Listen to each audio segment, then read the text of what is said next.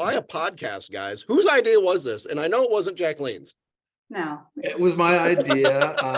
Over the last year and a half, as we launched Alaris just two and a half years ago after we sold, I've been a guest on several podcasts, and I found them to be very helpful. I've gotten a lot of good feedback from people who've listened to them, talking about how informative it was. And so Jacqueline and I were talking about, we deal with so much irrational fear in the business from just not knowing what's going to happen, what's the process like, whether it's a valuation topic, a post LOI due diligence topic, you name it, or the freak out moment that everyone is going to have. We thought, well, wouldn't it be cool if we could kind of give these firms who are contemplating a transaction, the seller in this scenario, what if we gave them like a peek behind the scenes of what was going on from the buyer's perspective? Because we sit in this neutral spot. We are literally having these conversations daily with buyers about the prospective seller's business, what they like, what they don't like, all these things.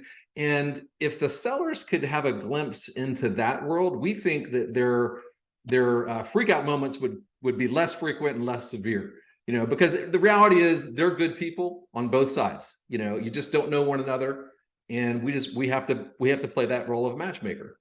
And so what we intend to do with this podcast is share real world stories, no names, of course, but pose scenarios, talk about what happened this week in our world as we're having these conversations.